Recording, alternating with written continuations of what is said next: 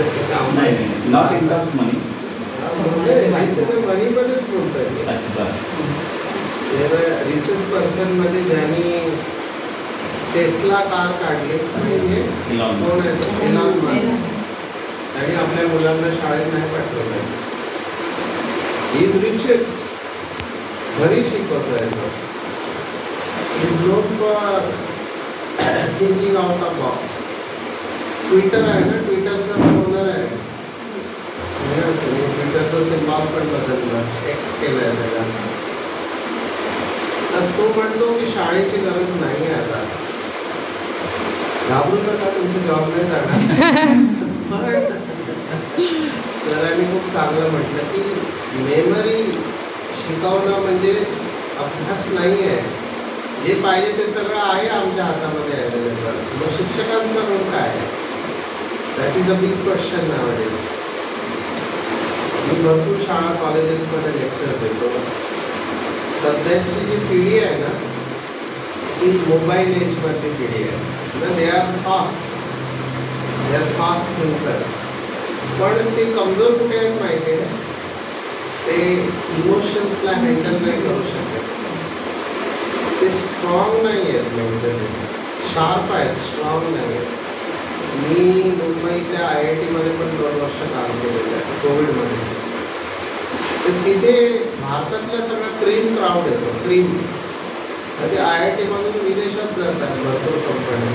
आणि IIT वाले नवीन projects घेऊन येतात, स्टार्टअप.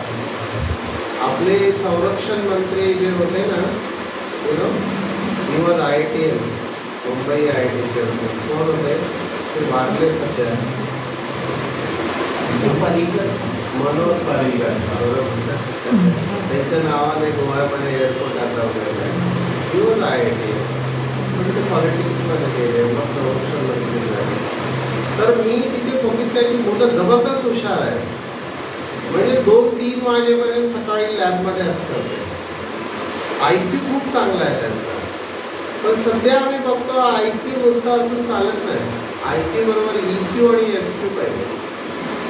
तर तुमचं काम जास्त असणार आहे की त्यांचा EQ आणि SQ डेव्हलप करणं. काल जी घटना घडली that was very shocking. I was disturb. मी तिथेच होतो त्यावेळेला. So that was very shocking. आणि मला दररोज एक मेसेज येतो सुसाईडवर. आणि अनफॉर्च्युनेट आहे, असं व्हायला नको. महाराष्ट्रामध्ये सुसाईड नंबर 1 आहे. महाराष्ट्र 15 ते 29 एज ग्रुप. तर मला असं वाटतं कुठेतरी आपण चुकतोय. आई वडिलांना वाटतं की चांगल्या शाळेत टाकलं, त्याला मोबाईल दिला, त्याला गाडी दिली की आमचं कर्तव्य संपलं. असं नाही आहे. ही मुलं ना परिस्थितीला हँडल नाही करू शकत आहे. फेल्युअरला समाव आपले सक्सेस आणि फेल्युअरच्या डेफिनेशन आपल्याला बदलायला पाहिजे असं मला वाटतं. कारण त्यांना वाटतं की मी फेल झालं म्हणजे आयुष्य संपलं. हे जे आहे ना ते चुकीचं आहे. फेल्युअर कुठेही येऊ शकतं. प्रेमामध्ये फेल्युअर येऊ शकतं, अभ्यासामध्ये येऊ शकतं, बिझनेसमध्ये येऊ शकतं, कुठेही येऊ शकतं फेल्युअर.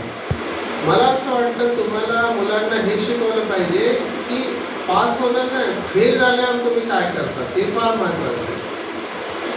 ऑस्ट्रेलियामध्ये जेव्हा ते कमांडो सिलेक्ट करतात ना, ते त्याची मार्कशीट नाही बघत किती पास झाले, फेल किती वेळा झाले बघताय. आणि फेल झाल्यावर बाउन्स बॅक जो करतो ना तो बरा स्ट्रॉंग आहे.